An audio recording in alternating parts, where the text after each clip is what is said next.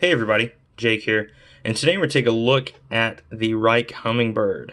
This is a little bitty knife, and it's something.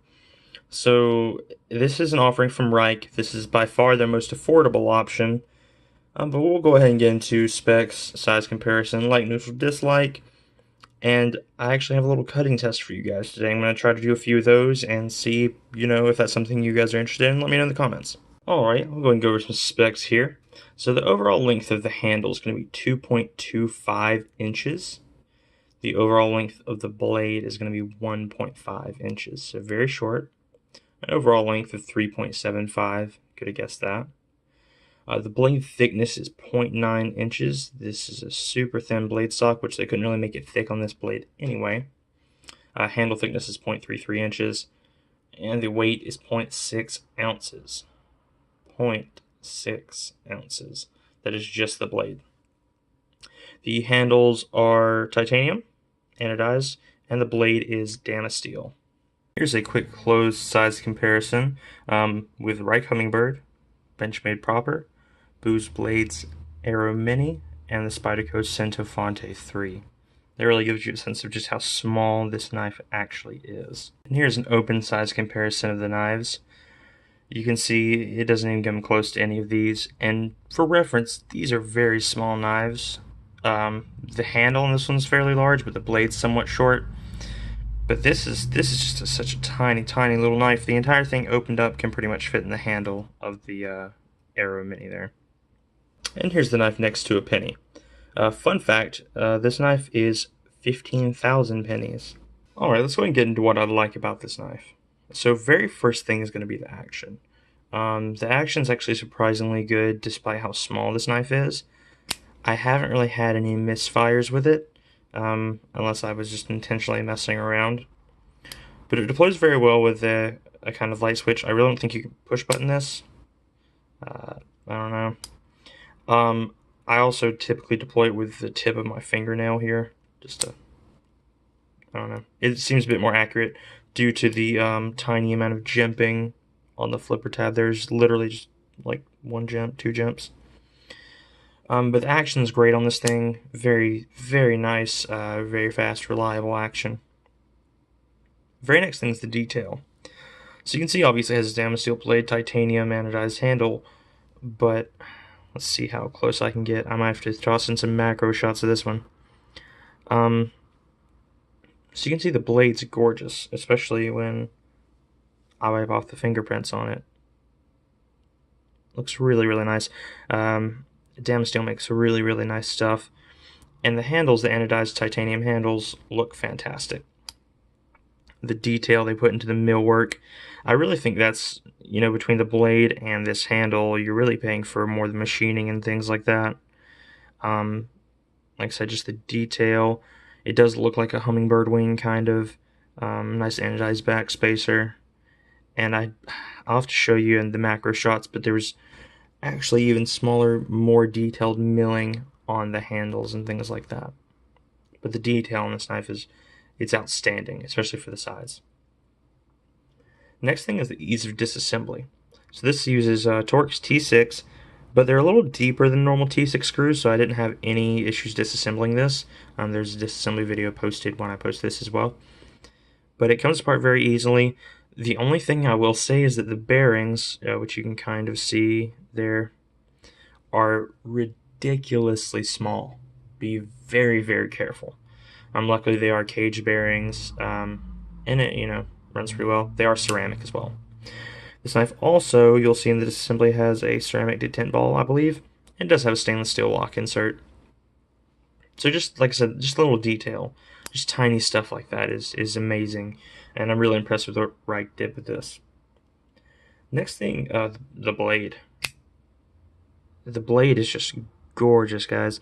The shape of it's really nice. It's, pretty much a full flat grind. A little bit of interesting detail work here. I almost wish they had left this off, actually, in the blade. Just because you can't open it with this. You're certainly not going to get, a middle finger flick out of this knife. Unless you have just the tiniest little fingers. But The blade's gorgeous. They did a really nice sharpening choil here. It comes all the way down. The blade grind is very, very symmetrical. Probably one of the more symmetrical blade grinds I've ever seen. And again, it's just, the blade is just gorgeous, super reflective. This is probably the nicest knife blade that I have, which is really saying something because this is tiny. Next thing, speaking of tiny, is going to be the size. I actually got this knife as a neck knife, which is, part of the intended carry. It does have a clip as well, which you can use, which I'll come back to. But it's small. You saw from the size comparisons, I mean, next to a freaking penny, it's tiny. If you don't want to carry this as a neck knife, you can always toss it in a little coin pocket in your jeans that you probably never have anything in, and it fits great. It can clip there, or you can just toss it down to the bottom and let it kind of sit. It's just super small. It's super light. It makes a great neck knife. And one thing I will say, I can get like 2 fingers on this, and then a little bit of thumb. You don't use this for any hard cutting, but for tape, envelopes, stuff like that, this is going to be just fine for you. So if you're looking for a really fancy envelope or box opener, got you right here. Next thing is the anodizing. They did a great job, very consistent all the way across. There's no discoloration or anything like that. The green was not my first choice. I'd wanted the blue, but I got this at a really good price, so I couldn't really argue. But yeah, the backspace is anodized really well. The pivot, everything. It's just, they did great on this. Next thing is going to be the packaging. This actually does come in a small gift tin thing, so if you wanted to give this as a gift, it'd make a really good option.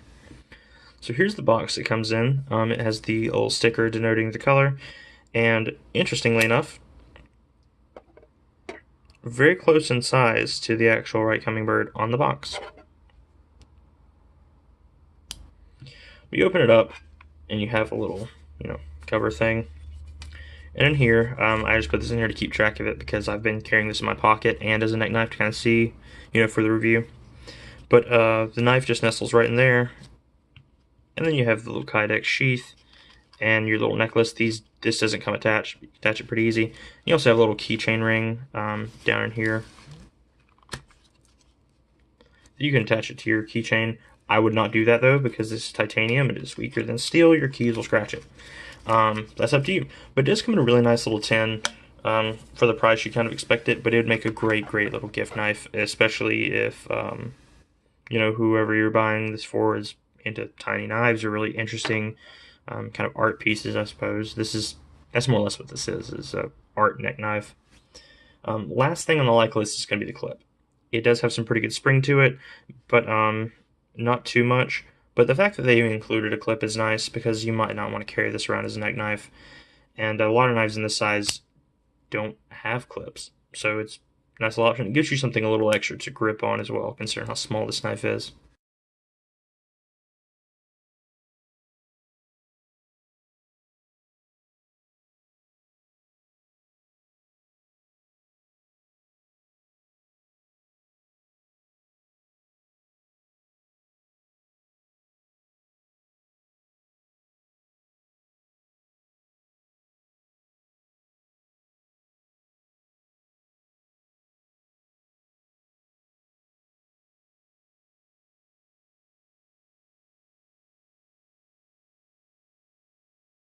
On to the neutral.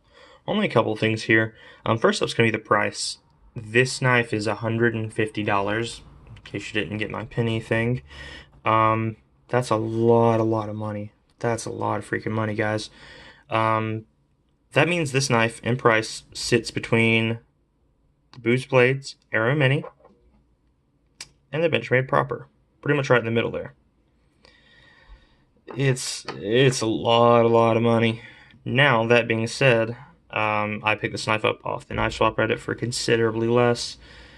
You can also get these off Massdrop for a ridiculously good price. $75, you can pick this up.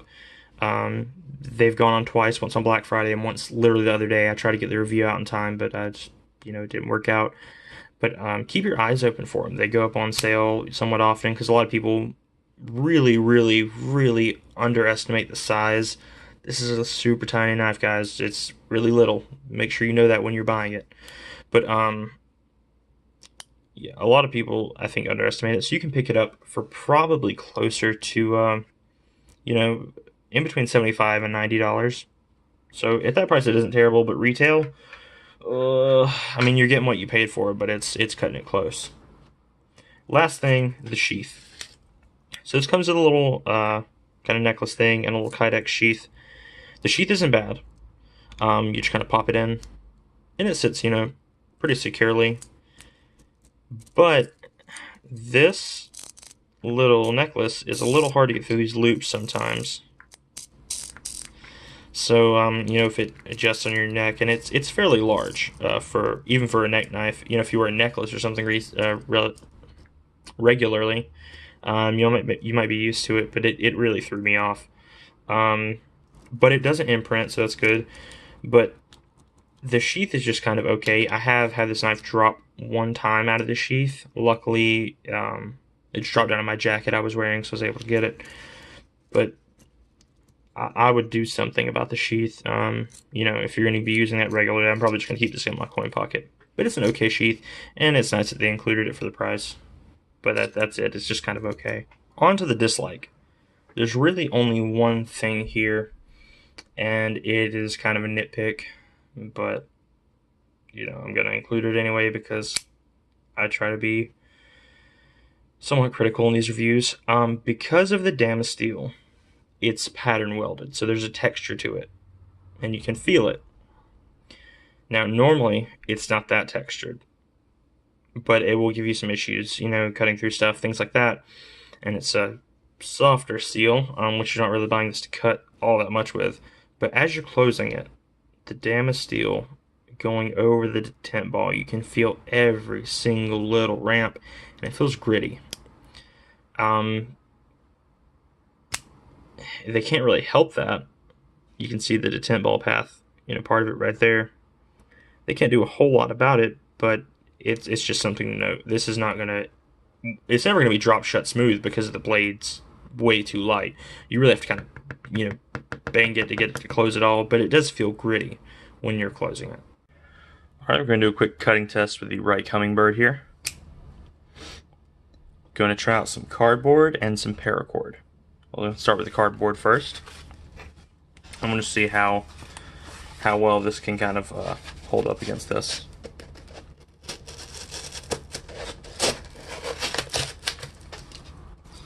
Okay, so it kind of shredded it there a little bit. That's not super great, but keep going. That's not so bad.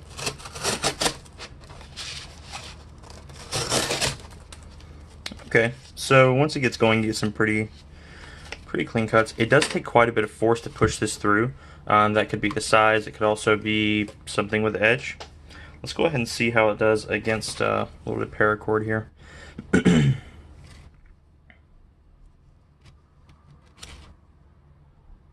Okay, so not too great. Yeah, this blade or this steel is not the best. It's okay, but it takes a lot of force to push it through.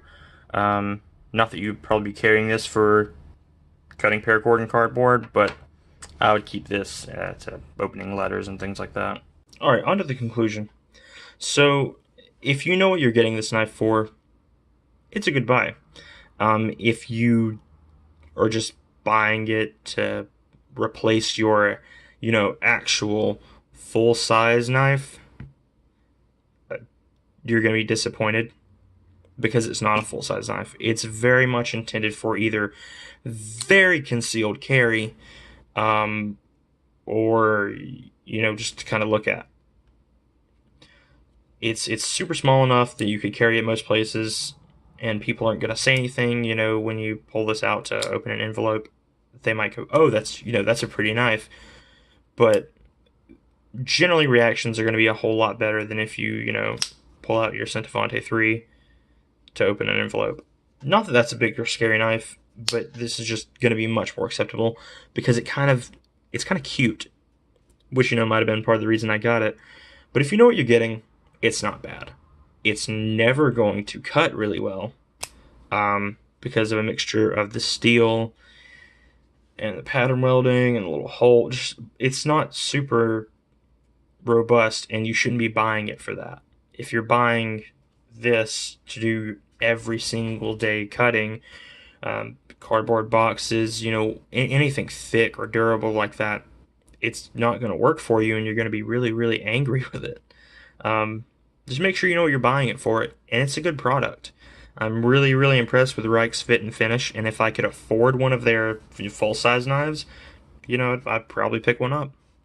Alright, thanks for tuning in, guys. Don't forget to like, comment, and subscribe, and check out the disassembly video of this guy. It's interesting, to say the least.